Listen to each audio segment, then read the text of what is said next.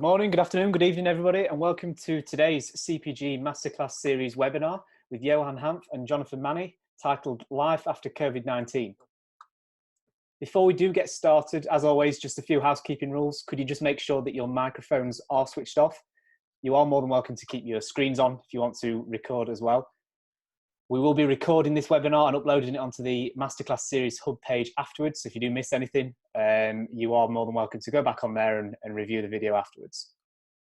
We'll also allocate a little bit of time afterwards for a Q&A. So if you do have any questions for Johan or Jonathan, please post them in the chat option below as we go through the webinar, and I'll coordinate a Q&A session with them afterwards and get through as many questions as possible.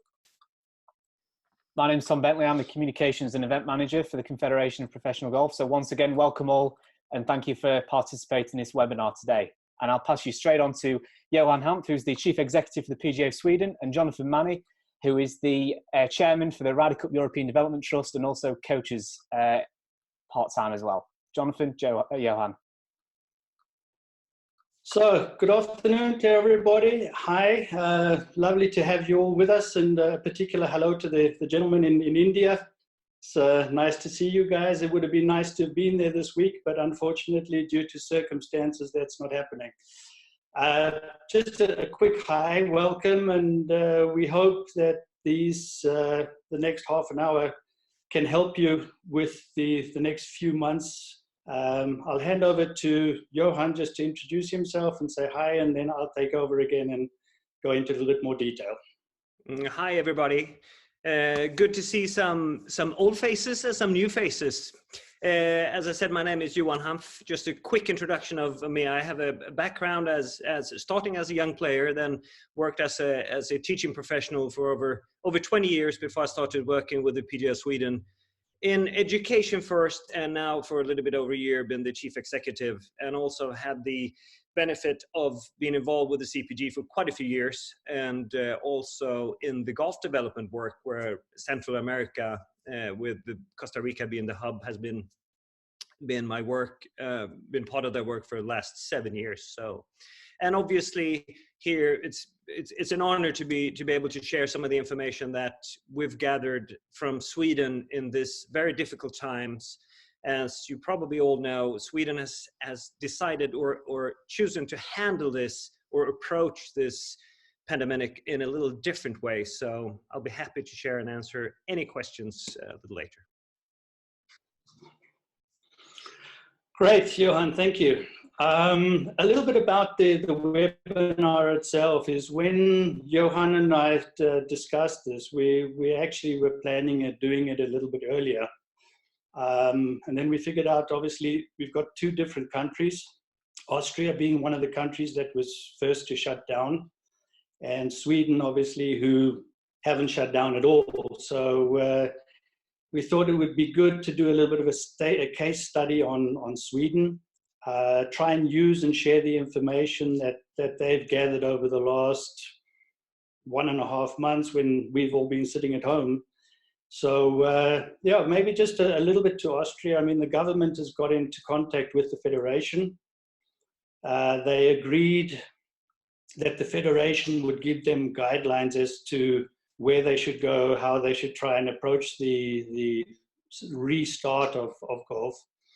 And yeah, it's basically, I think it's causing quite a lot of problems. I mean, one of the opposition parties had a problem, and they wrote big headlines in the paper, golf courses are open, but schools are not open.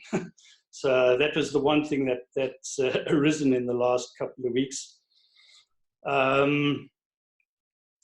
Now that we are reopening, which is obviously on the 1st of May, a couple of the golf clubs, when they opened, the tee times where they had 266 available spots were booked out in 42 minutes. So you can imagine how the people are waiting to get onto the golf course. Hold on one second. The other thing, obviously, which is affected in Austria is we have a lot of small golf courses who are really reliant on tourism. And obviously, we don't even know by October this year with the tourism as it's going to be, or as it is, if these golf courses are actually going to be open. So I think there are a lot of open questions. And before we hand over to Johan, I actually have a question to everybody. There's this little virus which has caused so much havoc and caused so many problems. COVID. Obviously, I can't see all of you, so I'm not going to see if you know what COVID actually means. But does anybody know what COVID stands for? The letters COVID. Anybody? Quick answer back. Yes, no. Okay. Well, what I did is I went into Google, and I put it in meaning of COVID. And I'm just going to share my screen with you quickly. Hold on one second. There we go. This was one of the ideas that came up what it is. But as we know, that's not correct. And I love this modern technology. I think it's brilliant. Being able to share a screen is fantastic. So what we've done in the PGAs and in the CPG is we've actually also thought about it, and we came up with something different, which is basically, I'll share my screen again, is that.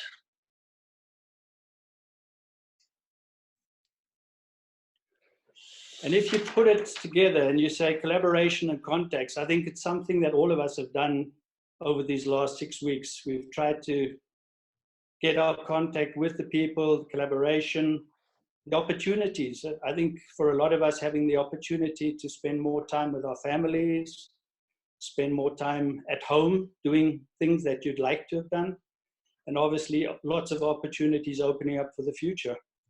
Video. On video, I don't think I've seen that many films on YouTube in the last 6 weeks from golf professionals, which is fantastic, because I think now there's almost every lesson that you'd like to have is done on video.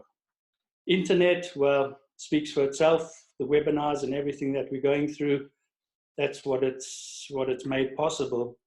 And under D, we've got the data and the development. And I think data is something that all of us have had the opportunity of collecting, and obviously looking at further development as to how the future is going to go.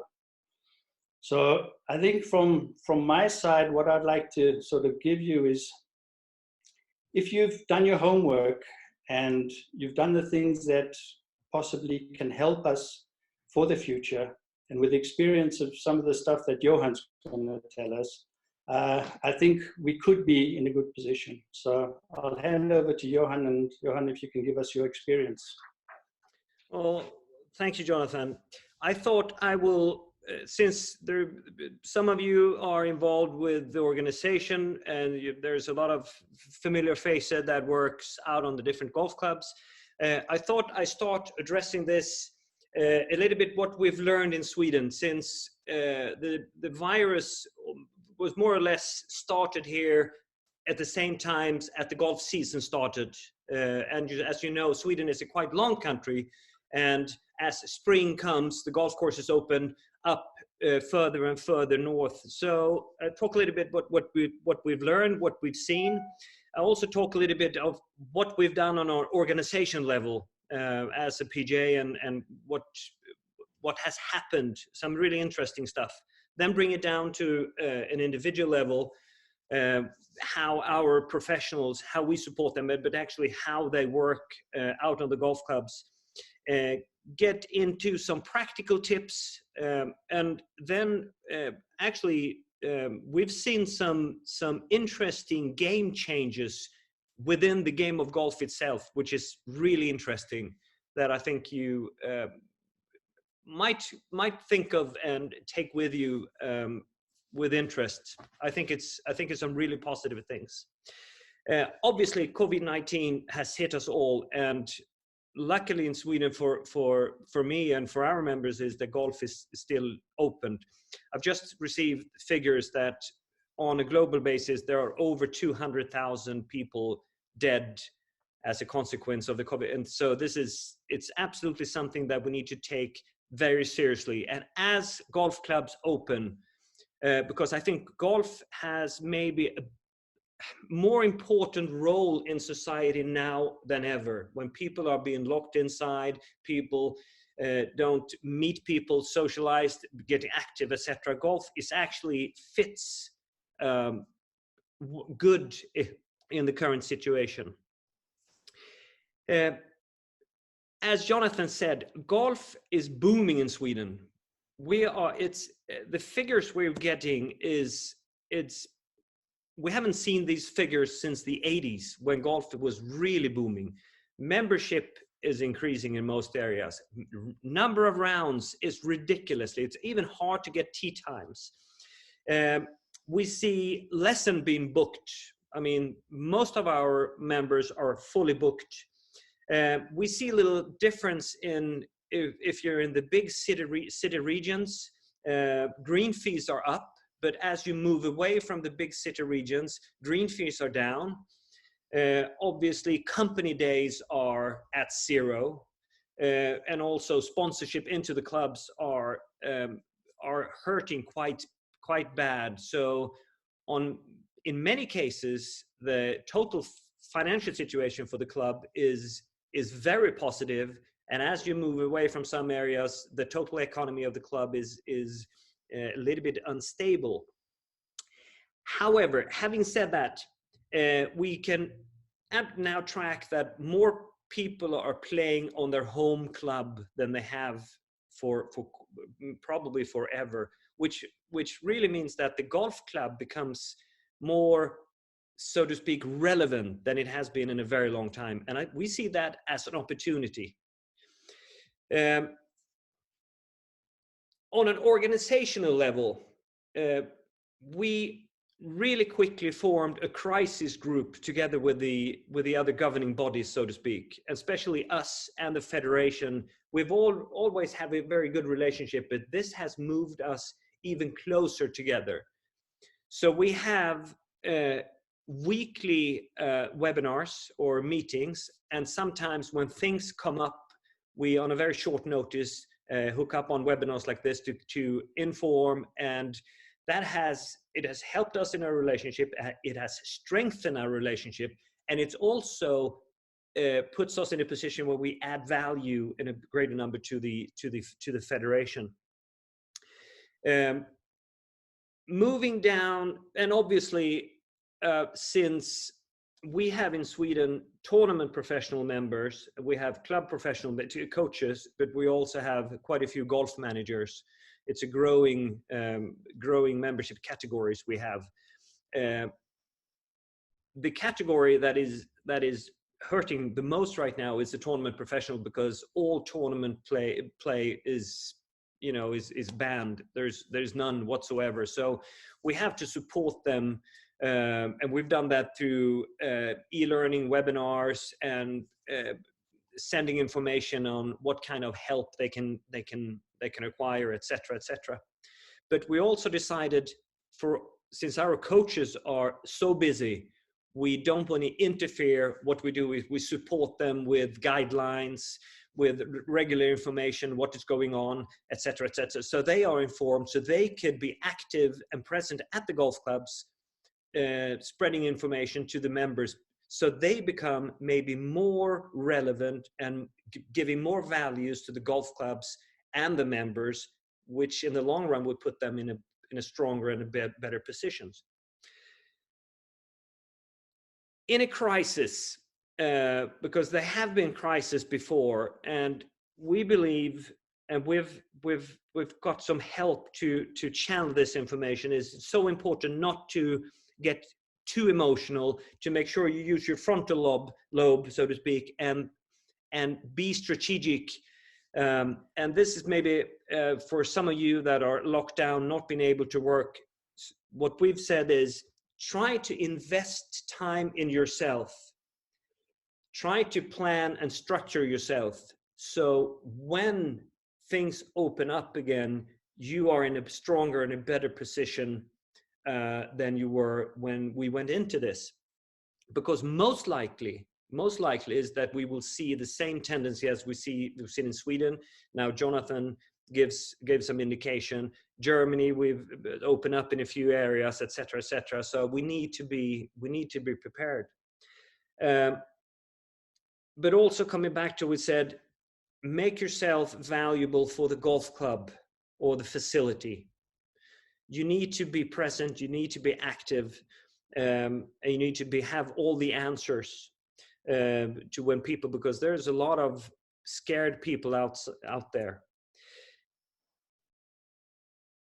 Coming back a little bit more, what we see, how the game has reacted since people, the golf clubs is a perfect place to be, but a lot of people go out to the golf clubs, but we also see them not taking responsibility and following the guidelines the government and the authorities give. And this is a big threat to the game.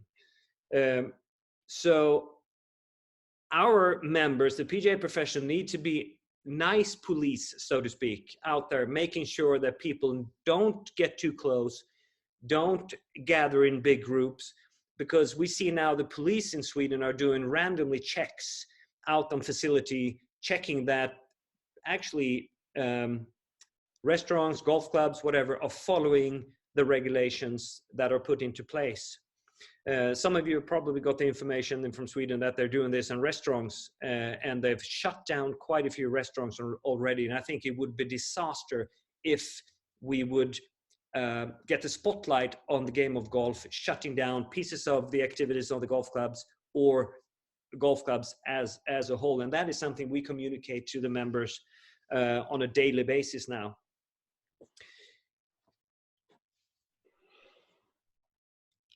We've seen a very interesting change in the behavior of the golfer itself. Since, you know, RNA has and USGA has changed and changed the rules. There are guidelines and things you put in the cup that the ball won't fall in, etc. They're taking away the rakes from the bunker, etc. So suddenly everybody managed to play golf faster. Tournament play, as we said, is out of the question. There's no tournaments whatsoever, but people play faster and people play social game in a much larger extent.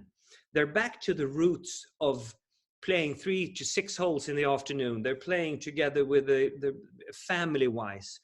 It's back to the magic of hitting the golf ball and okay, I sliced one into the woods, I'm putting another one out there and hit a couple of more shots out there. So the essence of the game is actually brings back to the roots.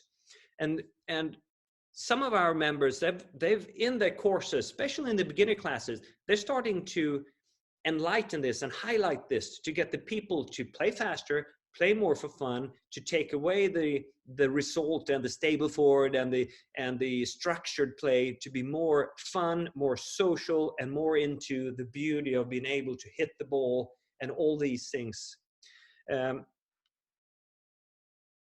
This is something that we, together with the federation, has brought up. So we started thinking, if golf was a product, how would we market the product? How would we start advertising? What kind of feeling do we try to spread around around Sweden connected to the game? So, and in my view, coming a little bit from the brand perspective, because I was on my way away from golf, getting into design and brand management, I think this is really, really interesting questions that come out of this crisis, so to speak. Finally, getting down to some practical things, we have sent out guidelines to the professionals that they could advertise on their clubs, but also as a guide for them. And we also formed guidelines that they can send out to the students, so they are prepared before they come to the golf club, to a golf session or whatever. And obviously, gathering in large groups, and you most of you are probably very aware of this, but just small tips like, obviously, if you feel sick, stay at home. And then wash your hand on a regular basis before and after the session. Try to stay outside. Our members are using studios and indoor. We're trying to move as much as possible outdoor.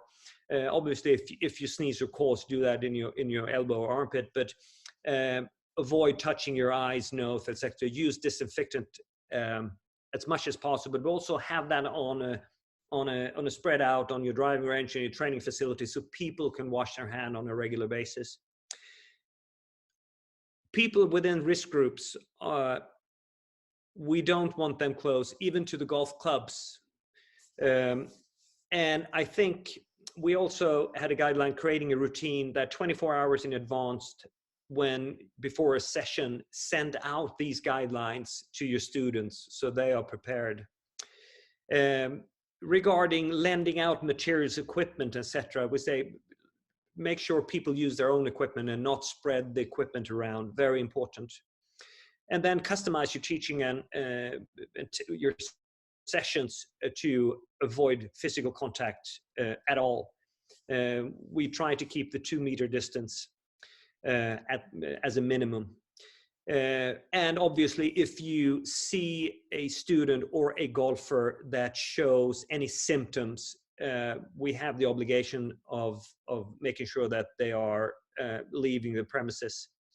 And we do believe that playing on the course is probably the best place to be to both practice and you don't get too close.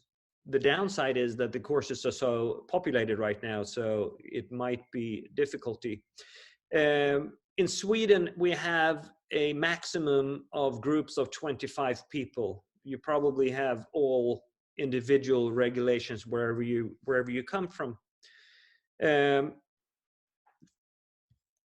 And having said that, it's very much common sense, but once again, I think it's very important that we all take this extremely serious and making sure we and our members follow the guidelines, because if we don't, the spotlight might come back to the game in a negative way, and we all are hurting. I think as golf is booming right now, we should be careful, and we should be aware of it and use it in a positive way.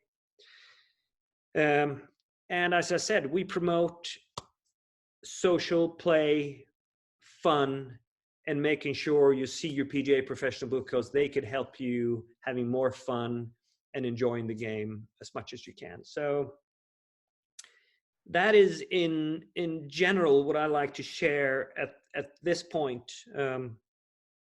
Jonathan. Yeah, thanks for this. Thanks, Johan. I think that's great. You know, I sort of just listening, and what I hear out of it is, obviously, I think for most of this year, our members are going to be probably our most important asset at the golf clubs. And I was just wondering if you had any ideas for us as to how the members can work for us in sort of bringing new people from the surroundings. Have you had anything to do with that yet? What is interesting with the federation, we and this is as a consequence, and this is actually what we talked about before the situation we're in. We talked about how do we market the golf in a bigger picture. And in this work, we always analyze on where do we get people into the game, and we know that especially on junior side, if you don't have a friend or a parent that plays golf, that there's not likely you get into the game. And we have structured the game in Sweden in a way that we have a lot of voluntary leaders, a lot of parents that are engaged in recruiting and supporting, etc. And I think at the same time now, when golf is booming, people are, we think we see, so to speak, that people come from new categories into the game. And I think as a single PGA professional at the golf club, or if you have a couple of assistants, with the big numbers coming in, it will be very difficult for you to take care of everybody by yourself. So having some encouraged, some good people, some members to be helping, supporting you, getting them into the clubs could be a good way of going. We try not to get them too much into the, but yeah, you know what understood. I mean. Okay. You know what I mean. Yeah. But definitely, Yeah. Good. Definitely see them as an asset instead of a threat. Okay. Great. Good. Then thanks again, Johan, for that. Tom, thank you very much for your help, and we'll gladly answer a few questions if there are any. So I'll hand over to Tom, and you take it from there. Excellent. Thank you, Johan, and thanks, Jonathan. And I hope everybody found that pretty interesting to hear how Sweden's coping with the crisis. I mean, it's obviously very well documented that things have been able to keep moving relatively with ease there compared to the rest of Europe and, in fact, the world. But I just want to, before, well, first of all, if you do have any questions, please post in the chat as per, and I'll go through them. But I'll start things off.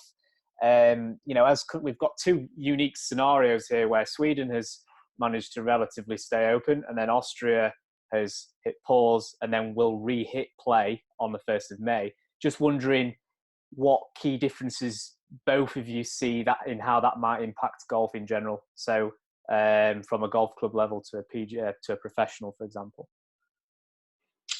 Talking from the Austrian side, I think, I mean, the PGA in Austria have been very good in their communication with the members.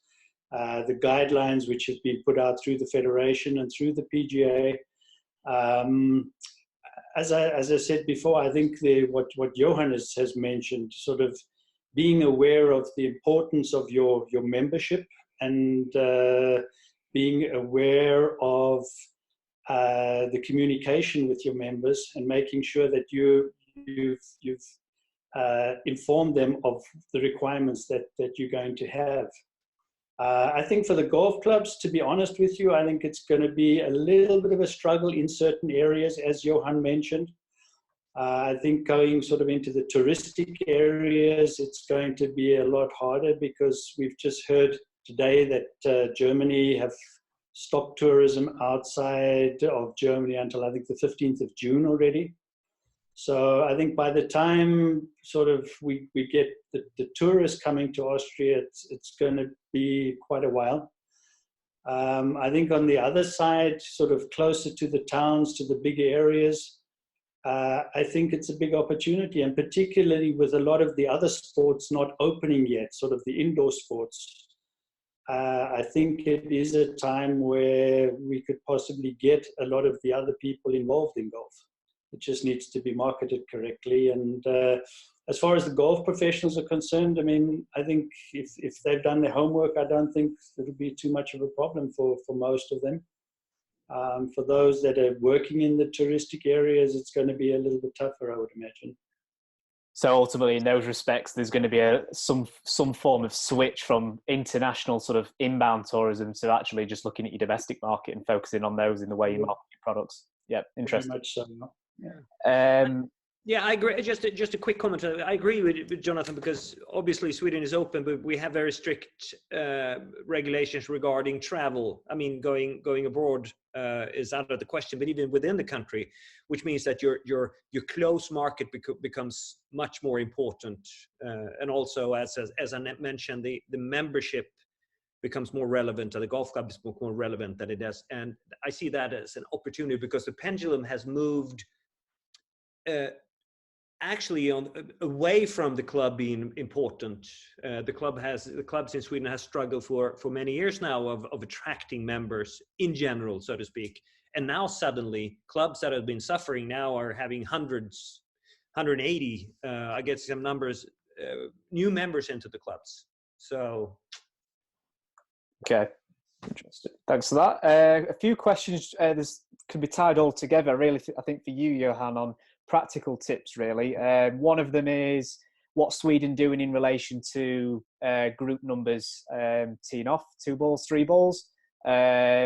One's on group lessons. What's the sort of regulations on that? And then driving ranges in general as well. Yeah. The general approach in Sweden is it's the individual's responsibility to make sure you don't spread the disease. We have regulations regarding 25 people in a group, but that's a big number, and we have the minimum of 2 meters, and so that more or less regulates how you can structure your session, so to speak. The recommendations we've gone out with is obviously groups as small as possible is easier to handle, easier to control. Juniors are more difficult to control, especially when it becomes bigger numbers, because you have a putting session, which shouldn't be any problem because you can put them practice out around the practice green, but they start running around and playing, etc. And so we give guidelines. As said, playing, we don't have any other regulation saying that you're playing 3 or 4 foursome, so to speak. But it's every individual making sure the 2 meter limit, so to speak, no physical contact, etc., etc. Okay. Maybe Tom, just to add something to that. I think one of the directions that Austria has taken is that they looked at it and they said, if you put restrictions down, particularly with the amount of people that are wanting to play, you're basically limiting your tee times and also the amount of golfers that you're going to be able to get over the golf course. So they've left it open, but basically, I mean, as far as all the questions that have come in, I think it basically they're leaving it up to the only individual the responsibility to abide by the restrictions that have been given by the government. So all the things that Johan has mentioned, those are as long as those are upheld to, then there's not a problem.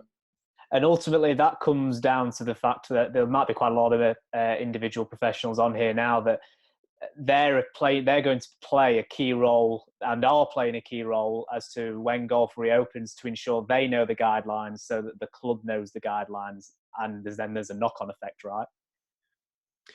I think that is absolutely crucial, and I know we through CPG we worked on some guidelines as a support. So everybody who's listening, if you don't have it, I'm pretty sure Tom, you will be able to circulate. I'll just add to that. We issued, I think it was last week, a joint statement as a collective of PGAs on the whole coronavirus COVID-19 process, with our own policy, which is stay safe, stay learning. You can access the statement on the CPG website, which gives you a bit more information on there about it. But ultimately, the essence of it is there's 5 key areas of the guidelines, which is engaging with governments, both local and national, engaging with and unifying various golf stakeholders from your PGAs to your federations to your tours, etc. We're engaging with member professionals, promoting the safe playing of golf, which is some of the things we've talked about today.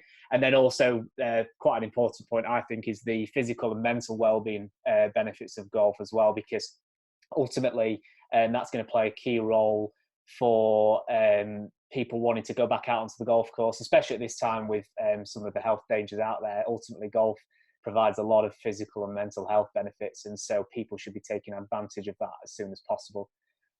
So yeah, as I say, that information is on the CPG website, and there is ultimately all the PGAs under the CPG banner are on the same wavelength with regards to that. Don't know if you two wanted to add anything onto that.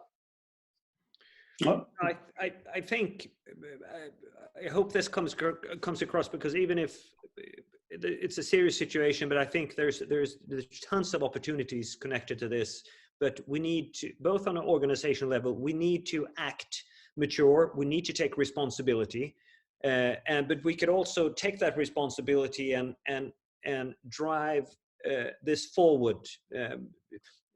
Be in contact with your federation and other national bodies, show your interest, saying that we take this very seriously, but also on an individual level, the PGA professional out on the golf clubs can, if they take responsibility, if they follow the guidelines, and if they've been proactive, they could strengthen their position, which in the long run strengthen the PGA brand itself. And as I said, also with the game, I'm a big fan because I think time and slow play is a big threat to the game itself. Now, it's a huge difference in the speed of play in Sweden. So it's be interesting to see how this acts out in the rest of the world. Just finish finally on one more. Where do you, we've talked about sort of the current impacts, the situations at the minute. Where do you see this more as a mid to long term going, in your views? That's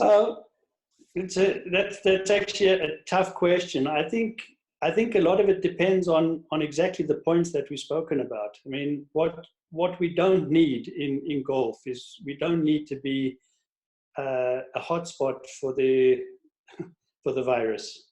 That's one thing we don't need. So as long as the people are responsible and do the things they're supposed to do, I think the game can profit very much from the situation.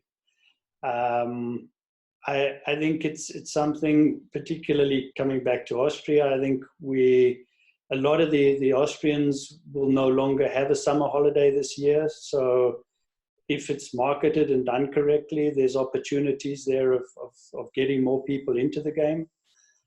As I said before, getting people now into the game through the opportunities of other sports not being open. For the golf professionals, I think if they've marketed and if they've done their homework, they can definitely profit from the situation. I mean, obviously one of the next points which they need to start thinking about is for the professionals or the people that take trips during the winter months, how they're going to try and fill up that gap coming into the winter 2021. So there are a lot of questions open. If I had a 100% answer, I'd love to give it to you. But I think opportunities are there as long as they're dealt with correctly.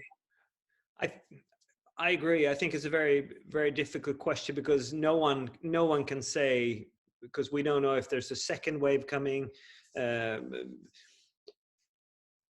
What I believe is that international travel will take some time. I mean, the virus it's going to stay with us for quite some time. So this season, people, especially in Sweden, and I know in some of the other countries where people during holiday time usually travel, they're going to stay at home, which means that they're going to spend the money at home, and people need to have something to do. People's going to spend time more with the families. So in this, golf fits brilliantly. So I think this year, golf is going to really have a positive impact almost everywhere. The question is, how do we make sure then that these people stay in the game when things go back to normal? And that is something that we need to think about. I think it's interesting. You use the example that I've talked about with the joint statement. You look at some others, such as the PGA of Sweden with the federation. There's been a sort of sense of organisations at industry level wanting to collaborate more closely, or actually not wanting to. There's actually just a general need for organisations across the industry to have to work together to get through this ultimately as well, isn't there? Yeah. Okay, great. Thank you for that, Johan and Jonathan. And thank you to everybody who was involved with the webinar today. Really appreciate the support. Just before we leave, I'll just mention the next ones that are coming up. We have one tomorrow, which is an exclusive interview with Jose Maria Olafabel, hosted by Ken Schofield. That's at 8 o'clock European time, Central, which will be fantastic. So on Facebook and YouTube, you're more than welcome to join that and have a listen into some Ryder Cup tales and tour stories, which will be great. And then on Friday, we have structuring practice, training and lessons with Adam Young. And then Monday, there's a few more as well. So if you just tune in onto the Masterclass Series hub page, there's plenty of webinars there available for everybody to register that suit their needs. Once again, thank you all so much. And we will upload the recording onto the series hub page afterwards as well. And once again, thank you, Johan, and thank you, Jonathan. Thank you. Thank you very much. Stay safe, everybody. Yes, stay safe.